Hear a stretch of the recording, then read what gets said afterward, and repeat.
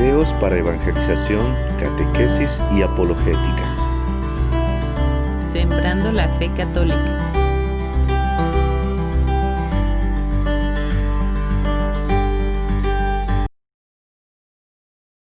El sacramento de la penitencia o reconciliación. El segundo sacramento de la Santa Iglesia Católica y Apostólica es el sacramento de la penitencia y la reconciliación, también llamado sacramento de la confesión de pecados. Partiendo del principio de que en la Iglesia Católica todos reconocemos que somos pecadores, a diferencia de las sectas que declaran ser salvos solo por la fe. Nosotros reconocemos, como dice en Proverbios 24:16, porque 7 veces cae el justo y vuelve a levantarse, mas los impíos caerán en el mal. También en la primera carta de San Juan, capítulo 1, versículo 8, nos invita a reconocer que somos pecadores durante toda nuestra vida. Si decimos que no tenemos pecado, nos engañamos a nosotros mismos y la verdad no está en nosotros. Revisemos lo que observa el Catecismo de la Iglesia Católica sobre este sacramento. En el artículo 4, el sacramento de la penitencia y de la reconciliación, en el apartado 1422, los que se acercan al sacramento de la penitencia obtienen la misericordia de Dios, el perdón de los pecados cometidos contra Él y al mismo tiempo se reconcilian con la Iglesia, a la que ofendieron con sus pecados. Ella les mueve a la conversión con su amor, su ejemplo y sus oraciones. El nombre de este sacramento, en el apartado 1423, se le denomina sacramento de conversión porque realiza sacramentalmente la llamada de Jesús a la conversión, la vuelta al Padre, del que el hombre se había alejado por el pecado. Se denomina sacramento de la penitencia porque consagra un proceso personal y eclesial de conversión, de arrepentimiento y de reparación por parte del cristiano pecador. En el apartado 1424 dice: se le denomina sacramento de la confesión porque la declaración o manifestación, la confesión de los pecados ante el sacerdote, es un elemento esencial de este sacramento. En un sentido profundo, este sacramento es también una confesión, reconocimiento y alabanza de la santidad de Dios y de su misericordia para con el hombre pecador. Se le denomina sacramento del perdón porque, por la absolución sacramental del sacerdote, Dios concede al penitente el perdón y la paz.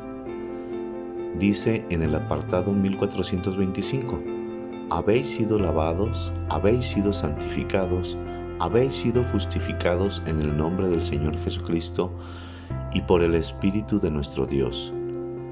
Es preciso darse cuenta de la grandeza del don de Dios que se nos da en los sacramentos de la iniciación cristiana para comprender hasta qué punto el pecado es algo que no cabe en aquel que se ha revestido de Cristo.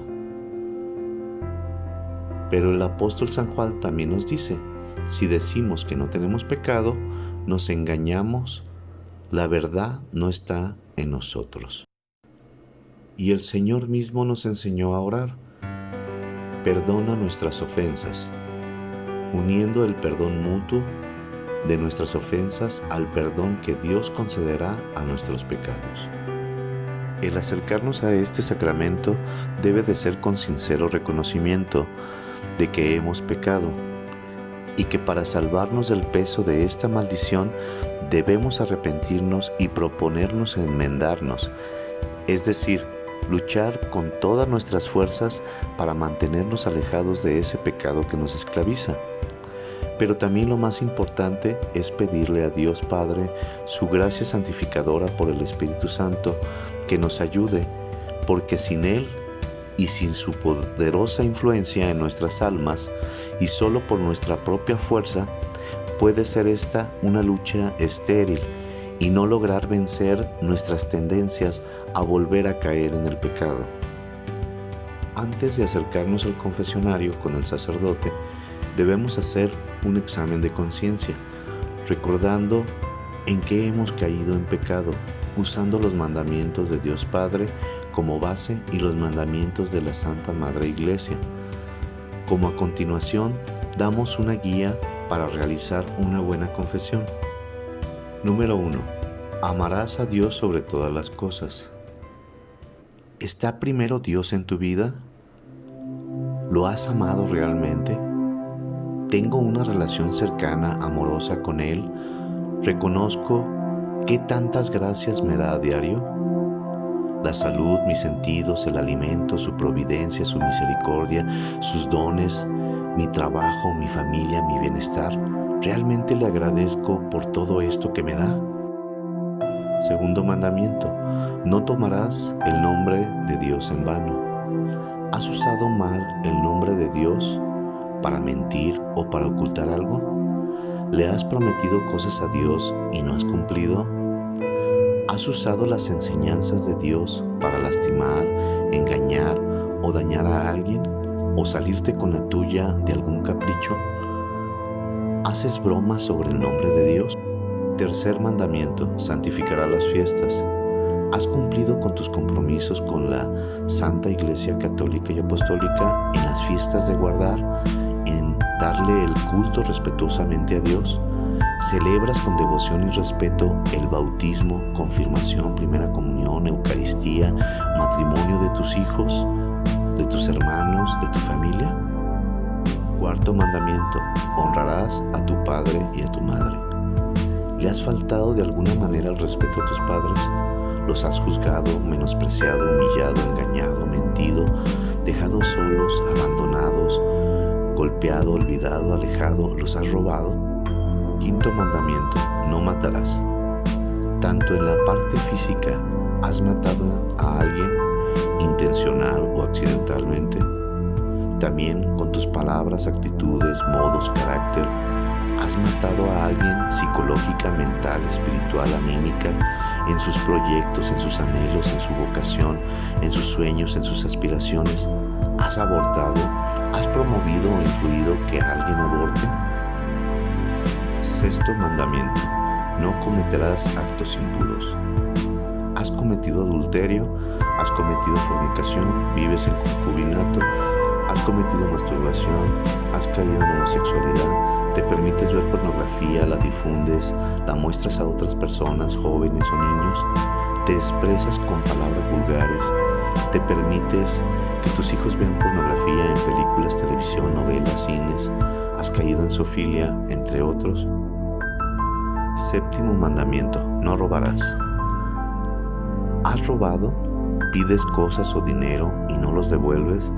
¿Compras artículos de piratería o mercado negro? ¿Eres partícipe de la corrupción, dando o aceptando dinero, servicios o cosas?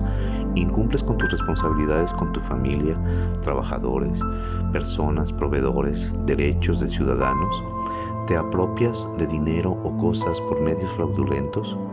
¿Le robas a tu familia su bienestar, consistiendo que tu vicio del alcohol, la droga, la pornografía, el juego, el celular, la computadora, tu tiempo de calidad, amor, no lo administras debidamente para el bien de ellos? Octavo mandamiento, no dirás falso testimonio ni mentirás. ¿Mientes? ¿Te justificas para no cumplir con tus obligaciones? ¿Te asocias para afectar a buenas personas con razonamientos engañosos? ¿Te sumas a intereses, ideologías y activismos contrarios a los valores cristianos, en contra de la vida, de la familia, de los derechos humanos y civiles? ¿Omites decir la verdad ante una injusticia o persona, sea hermano, esposa, hijo, padre, vecino, conciudadano, y te escondes para que no se hable mal de ti, te arriesgues a ser juzgado? ¿No denuncias un delito contra un hombre, mujer, niño, anciano, medio ambiente y omites decir la verdad? Noveno mandamiento: no consentirás pensamientos ni deseos impuros. ¿Te gusta juzgar a las personas? ¿Te creas fantasías, imágenes, escenas sexuales con personas fuera de tu matrimonio? ¿Te permites sentimientos de odio, resentimiento, deseos de venganza, de humillación racial, de género, de otras religiones? ¿Descrédito, asesinato contra tu familia, amigos, compañeros, vecinos, conciudadanos o extranjeros? Décimo mandamiento: no codiciarás los bienes ajenos. ¿Tienes envidia de tus hijos, esposa, esposo, padres, hermanos, familiares, vecinos, otras personas, por su éxito, estudio, carácter, sensibilidad, dones, carismas, posesiones, por su ahínco, por su responsabilidad, su entrega, compromiso, pureza, por sus hijos, por su esposa o esposo o familia? Muchos piensan que no tienen pecado porque han caído en el relativismo y en la oscuridad que los tiene en las tinieblas. Por eso pidamos al Espíritu Santo para que nos mande un rayo de luz y que nos permita observar nuestro interior y que podamos verlo, toda esa penumbra que hay en nuestras almas, para que podamos sacarlo a través del sacramento de la confesión. Cuando hayamos definido de qué le queremos pedir perdón a Dios Padre y a Jesús y al Espíritu Santo, debemos presentarnos con el sacerdote. Y muy importante a tomar en cuenta, no debemos justificarnos, es decir, echar la culpa de que por culpa de un familiar hice esto. No es necesario. Debemos de decir qué fue lo que hicimos. Tampoco dar detalles del pecado, solo el hecho como tal, es decir, mentí, afecté a un hermano, robé, etc.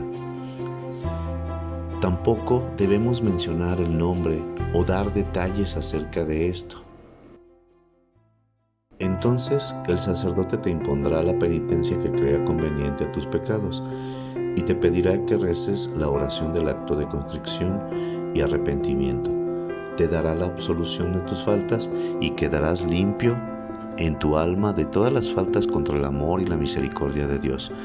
Si por alguna razón no has confesado un pecado que olvidaste sin la intención de ocultarlo, en tu próxima confesión puedes incluirlo.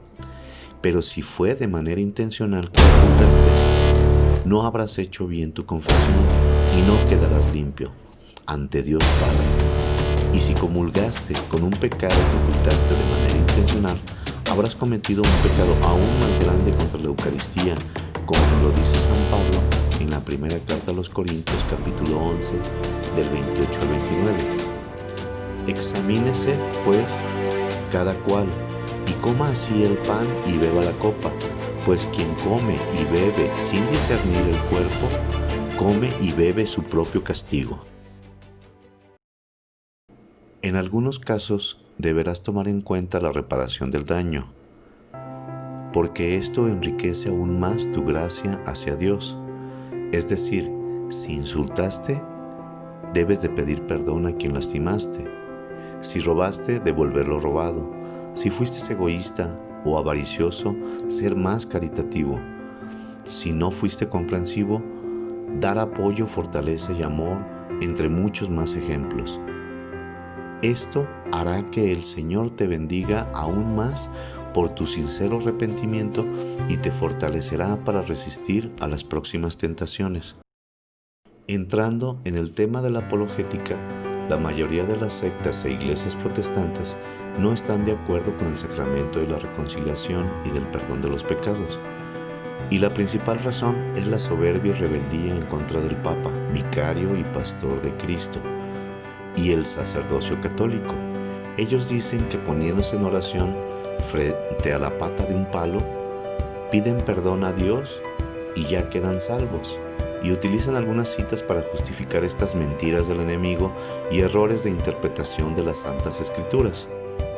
Una de las citas más comúnmente utilizadas por los hermanos separados es Jeremías capítulo 17, versículo 5, que dice: Así ha dicho Jehová, maldito el varón que confíe en el hombre, y pone carne por su brazo, y su corazón se aparta de Jehová. Volvemos a encontrarnos con el mal uso del significado de una palabra. En este caso, confiar no es igual a confesar.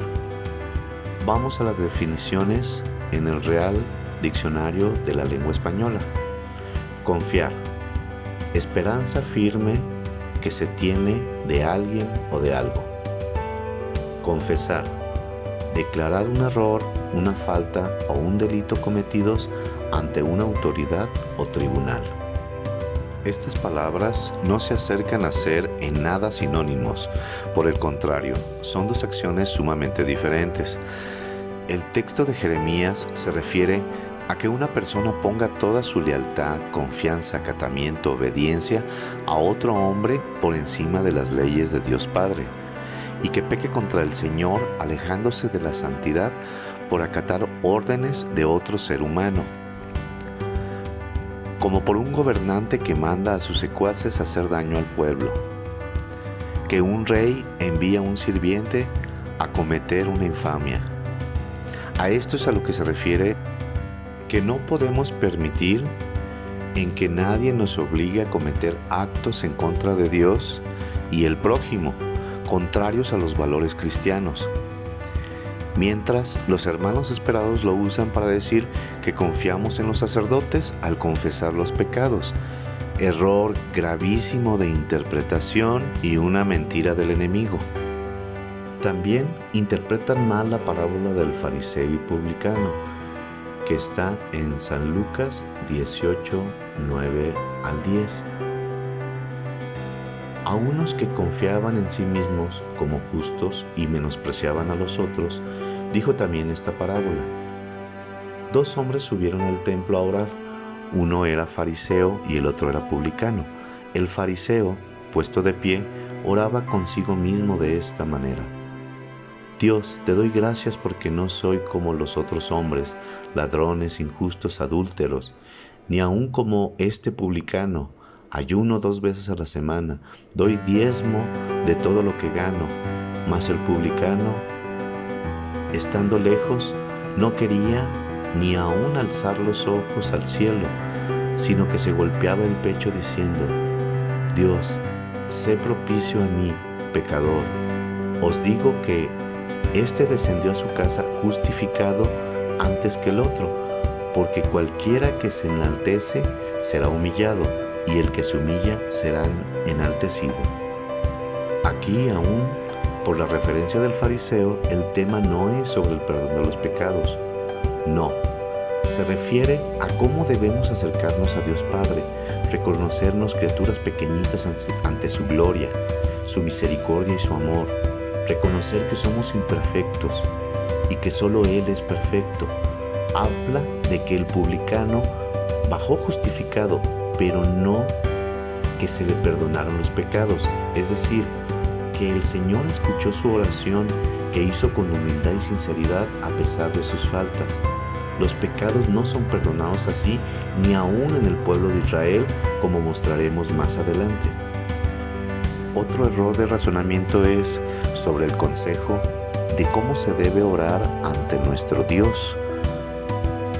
Así el Maestro nos lo enseña en la cita de San Mateo capítulo 6 del 5 al 6. Y cuando ores, no seas como los hipócritas, porque ellos aman el orar en pie en las sinagogas y en las esquinas de las calles, para ser vistos de los hombres. De cierto os digo que ya tienen su recompensa. Mas tú, cuando ores, entra en tu aposento y cierra la puerta. Ora a tu Padre que está en lo secreto, y tu Padre que ve en lo secreto te recompensará en público. Tampoco esta cita se refiere al perdón de los pecados, otro error de interpretación. También como la anterior, es sobre de cómo debes hacer tu oración, sin presunción, sin vanidad. Tú, con nuestro Padre Dios, solo en la intimidad, para que tu oración sea escuchada, tu pedimento, tu ruego sea escuchado.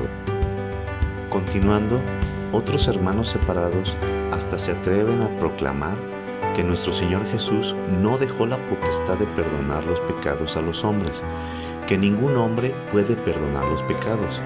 Mentira del enemigo, grave error, porque en el Evangelio de San Juan, capítulo 20, del versículo 21 al 23 dice: Entonces Jesús les dijo otra vez: Paz a vosotros, como me envió el Padre, así también yo los envío. Y habiendo dicho esto, sopló y les dijo: Recibid el Espíritu Santo. A quien remitiereis los pecados les son remitidos, y a quien se los retuviereis les son retenidos. Esta cita confirma el poder que nuestro Señor Jesús otorgó a los apóstoles antes de su ascensión al Padre, y por medio de la sucesión y tradición apostólica se ha heredado de los apóstoles a obispos y presbíteros hasta en la actualidad. Esta cita la profundizaremos más adelante. Pero tenemos que remontarnos al Antiguo Testamento para entender y fundamentar debidamente el papel del perdón de los pecados para con los fieles, por los ritos judíos y los sacerdotes, y su relación con el sacramento de la reconciliación. En el libro de Levítico están las fórmulas del culto referido a cómo perdonaban los pecados por los sacerdotes en Levítico capítulo 5, versículo 5 y 7. Nos muestra un ejemplo de esto. Cuando pecare en alguna de estas cosas, confesará aquello en que pecó, y para su expiación traerá a Jehová por su pecado que cometió una hembra de los rebaños, una cordera o una cabra como ofrenda de expiación, y el sacerdote le hará la expiación de su pecado. Por medio de un mediador ante Dios Padre y los hombres, el sacerdote realizaba los sacrificios de expiación. Pero resaltemos un punto muy importante: el que expiaba su pecado debía confesarlo delante del sacerdote. Así lo dice la palabra de Dios, no yo. Y en toda su historia del pueblo de Israel, así se realizaban estos ritos en el templo de Jerusalén. ¿Qué se necesitaba para esto? Primero el sacerdote, segundo el altar, tercero el fiel que iba a expiar su pecado, la víctima del sacrificio y el rito de la confesión del pecado. Pero si no se realizase el rito de la confesión del pecado y el sacrificio por el sacerdote, no quedaba limpio el penitente, refiere Levítico capítulo 5, versículo 17. Finalmente, una persona pecare o hiciere alguna de aquellas cosas que por mandamiento de Jehová no se ha de hacer, aún sin hacerlo a sabiendas, es culpable y llevará su pecado. Como escuchamos en la palabra de Dios, dice que si no se realizase el acto de confesar el pecado al sacerdote, entonces le quedará su pecado. No dice que el hombre se dirija directamente con Dios, ni tampoco ante un palo para ser perdonado en sus pecados. Reiterando, dice que el sacerdote, hombre de culto, y que el penitente debe de confesar su falta y realizar el sacrificio. También dice en Levítico 16, 32 y 33, hará la expiación el sacerdote que fuese ungido y consagrado para ser sacerdote en lugar de su padre, y se revestirá las vestiduras de lino y las vestiduras sagradas, y hará la expiación por el santuario santo y el tabernáculo de reunión. También hará expiación por el altar, por los sacerdotes y por todo el pueblo de la congregación. Y esto tendréis como estatuto perpetuo, para hacer expiación una vez al año por todos los pecados de Israel. Y Moisés lo hizo como Jehová le mandó. Cabe señalar que dice que el sacerdote que fuese ungido, no cualquier persona que se tome la atribución en la comunidad, debe de ser un sacerdote que hará el sacrificio por toda la comunidad y hasta por los demás sacerdotes. Como sabemos, por medio de los profetas fue anunciada la venida del Salvador, el Mesías esperado y la promesa del Espíritu Santo. Y así ya en el Nuevo Testamento apareció el precursor anunciado, que prepararía los caminos del Señor, Juan el Bautista, como anuncia en el Evangelio de San Marcos, capítulo 1, versículo 3 al 5. Voz del que clama en el desierto, preparar el camino del Señor, enderezar sus sendas. Bautizaba Juan en el desierto y predicaba el bautismo de arrepentimiento para el perdón de los pecados. Y salían a él toda la provincia de Judea y todos los de Jerusalén, y eran bautizados por él en el río Jordán, confesando sus pecados. Juan Bautista predicaba un bautismo de arrepentimiento y penitencia, pero sin dejar a un lado que el penitente debía confesar sus pecados al momento de ser bautizados. En la carta de Santiago capítulo 5, versículo 16, recomienda que deben hacer los primeros cristianos en sus comunidades. Confesaos vuestras ofensas unos a otros y orar unos por otros para que seáis sanados. La oración eficaz del justo puede mucho.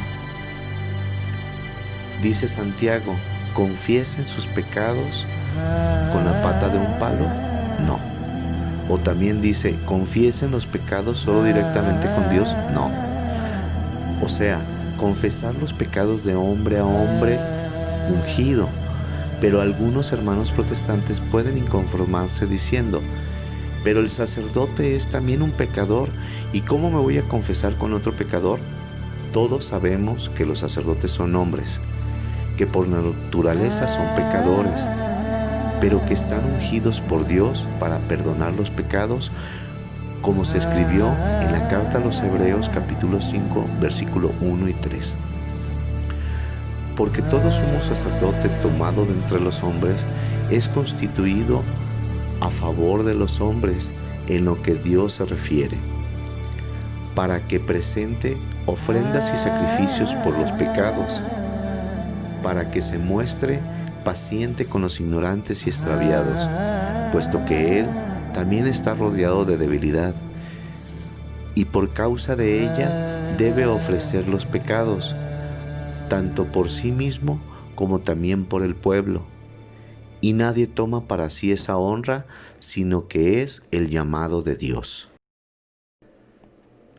Porque nadie puede autonombrarse por cuenta propia, en absoluto, apóstol, pastor, enviado, embajador de Dios, ungido de Dios, sacerdote u obispo.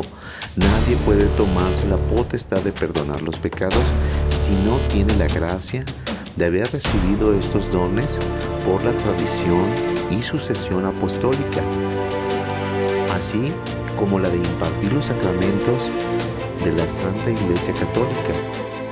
Si así lo hiciere, es anatema. Nuestro Señor Jesucristo fue que de manera directa, siendo Hijo de Dios, perdonaba a los pecadores que se acercaban a Él, como lo podemos observar en San Mateo capítulo 9 del 1 al 8. Entonces, entrando Jesús a la barca, pasó al otro lado y vino a la ciudad. Y sucedió que le trajeron un paralítico tendido sobre una cama. Y al ver Jesús la fe de ellos, dijo al paralítico, «Ten ánimo, hijo, tus pecados te son perdonados». Entonces algunos de los escribas decían dentro de sí, «Este blasfema». Y conociendo Jesús los pensamientos de ellos, dijo, «¿Por qué pensáis mal en vuestros corazones? ¿Por qué? ¿Qué es más fácil decir, los pecados te son perdonados, o decir, levántate y anda? Pues para que sepáis que el Hijo del Hombre tiene potestad en la tierra para perdonar pecados». Dice entonces al paralítico, «Levántate, toma tu cama y vete a tu casa». Entonces él se levantó y se fue a su casa. Y la gente al verlo se maravilló y glorificó a Dios, que había dado tal potestad a los hombres. El hecho es que la sanación del paralítico como tal fue un hecho grandioso, un milagro, pero lo más importante que más conmocionó a la gente, como lo menciona el texto, es que Dios nunca había dado poder de perdonar los pecados a los hombres, potestad que demuestra a Jesucristo el Señor, Hijo de Dios Altísimo, que dio mensaje para todos los hombres, que Él tiene el poder único de Dios Padre, ahora en el Hijo del Hombre, para perdonar los pecados. Retomemos entonces la cita del Evangelio de San Juan, capítulo 20, del 21 al 23, que ahora toma mayor significancia con lo anterior explicado. Entonces Jesús les dijo otra vez: paz a vosotros. Como me envió el Padre, así también yo los envío. Y habiendo dicho esto, sopló y les dijo: recibid el Espíritu Santo. A quien remitiereis los pecados les son remitidos, y a quien se los retuvieseis les son retenidos. Nuestro Señor Jesús, después de resucitar al tercer día, dio el poder a los apóstoles, el poder de perdonar los pecados. En ningún evangelio antes de este momento se menciona que ningún discípulo o apóstol pudiera perdonar un pecador. De la manera más clara y sencilla, con palabras del evangelio, dadas por el Rey de Reyes, el Señor de Señores, el nombre que está sobre todo nombre, repito su orden. Como me envió el Padre, así también yo los envío. Como me envió mi Padre, yo los mando, les ordeno, les doy el poder a ustedes, mis representantes en la tierra. Y habiendo dicho esto, sopló y les dijo: recibid el Espíritu Santo. Tengan, tomen, les doy el poder para perdonar los pecados, el poder del Espíritu Santo que viene del Padre para absolver, indultar, eximir a los hombres de su pecado. A quienes remitiereis los pecados les son remitidos, a quienes perdonasen los pecados les quedarán perdonados, y a quienes se los retuvieseis les serán retenidos. A quien no les perdonen les quedarán sin perdonar.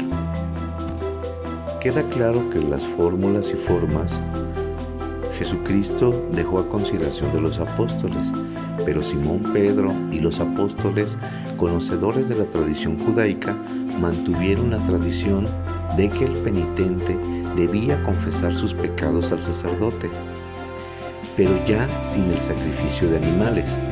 Y a partir de este momento, los apóstoles, que ahora eran ya los embajadores, los enviados, los nuevos sacerdotes de Cristo Jesús, Dios en la tierra, como nos lo dice en la segunda carta a los Corintios, capítulo 5, del versículo 20 al 21.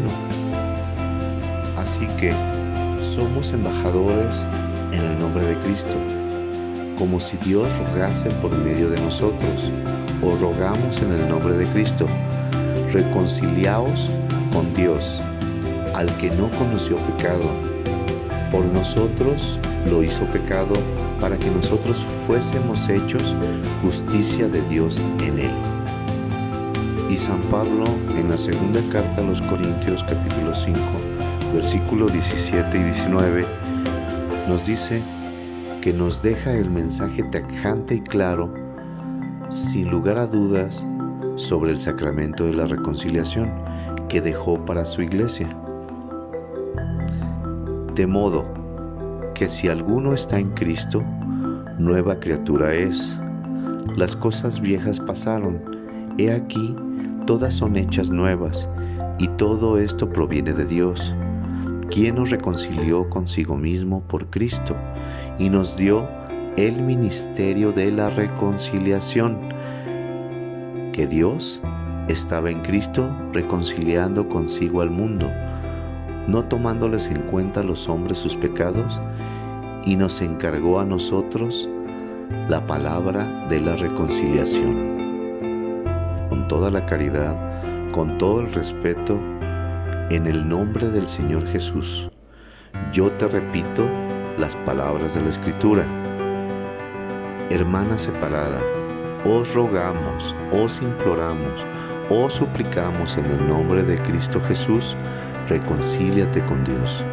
Hermano separado, os rogamos, os imploramos, os suplicamos en el nombre de Cristo Jesús, reconcíliate con Dios. Hermana católica, os rogamos, os imploramos, os suplicamos en el nombre de Cristo Jesús, reconcíliate con Dios. Hermano católico, os rogamos, os imploramos, os suplicamos en el nombre de Cristo Jesús, reconcíliate con Dios. Y en conclusión, con el sacramento de la penitencia y la reconciliación, Jesucristo el Señor dio el poder de perdonar los pecados a sus apóstoles, a sus embajadores en la tierra, que han heredado por la sucesión apostólica al Papa, cardenales, obispos, presbíteros y religiosos, para reconciliar a los hombres con Dios. Por eso, hermana o hermano en Cristo Jesús, siendo católico, hoy te invito a aprovechar esta gracia tan grande que nos permite volver a Dios Padre y ser salvados por su infinita misericordia, y de hacer uso de este sacramento con amor y respeto. Acércate al sacramento de la reconciliación y aprovecha esta gracia que Dios nos da de ser redimidos y tener esperanza de la salvación para estar con Él al final de nuestras vidas en este mundo.